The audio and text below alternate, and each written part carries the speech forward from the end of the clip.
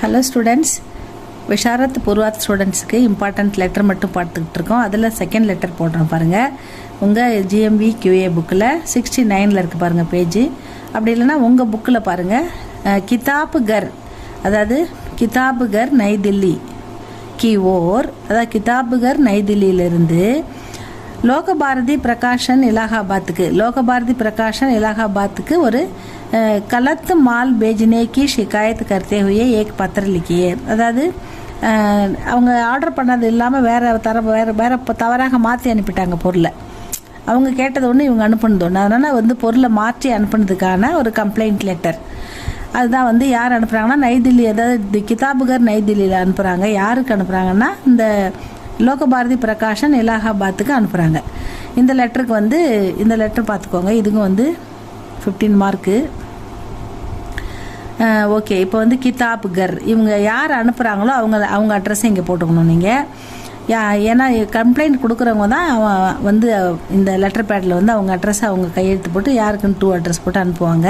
கிதாப் கர் புஸ்தக் விக்ரேதா ஏவம் பிரகாஷன், அதாவது புத்தக விற்பனை நிலையம் மற்றும் பப்ளிஷர்ஸ், அதாவது பதிப்பாளர். இவங்க கம்ப்ளைண்ட் கொடுக்குறாங்க. இந்தியா கேட் நை தில்லி.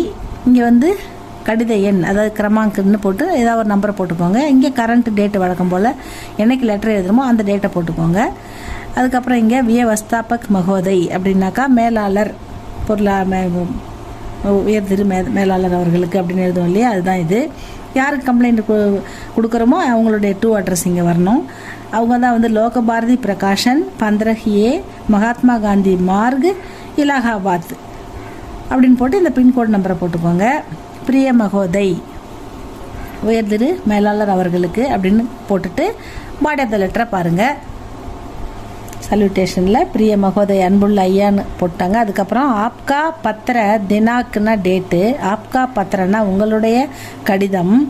5 மார்ச் 5ஆம் தேதி 2025க்கு நீங்கள் கரண்ட் இயர் போட்டுக்கோங்க, கரண்ட் மந்த்தும் போட்டுக்கோங்க. அதுதான் பெஸ்ட்டாக இருக்கும். ஆப்கா பத்திர தினாக்கு போட்டு மார்ச் போட்டு கரண்ட் இயர் போட்டு கோ பிராப்த் ஹுவா. இதை நிறைய பசங்க சின்ன பசங்களாம் ப்ராஸ்ன்னு எழுதிடுறாங்க. இது சா கிடையாது. இப்பு த, ரெண்டுத்தையும் மேலே இப்பு கீழே த போட்டு பிராப்தனா கெட்டு பெறுதல், அந்த அர்த்தத்தில் வந்திருக்கு. அதனால் ப்ராஸ்ன்னு போட்டுறாதீங்க. படிக்கிறதும் அப்படி படிக்காதீங்க, பிராப்தன்னு போடுங்க. ஆப்கா பேஜா ஹுவா பார்சல், நீங்கள் உங்களால் அனுப்பப்பட்ட அந்த பார்சல் பி ஹமே மிலா, எங்களுக்கு கிடைத்தது. ஆப்னே பிரமாணிக் இந்தி கோஷ், அதாவது நீங்கள் அசல் இந்தி அகராதி அனுப்பியிருக்காங்க.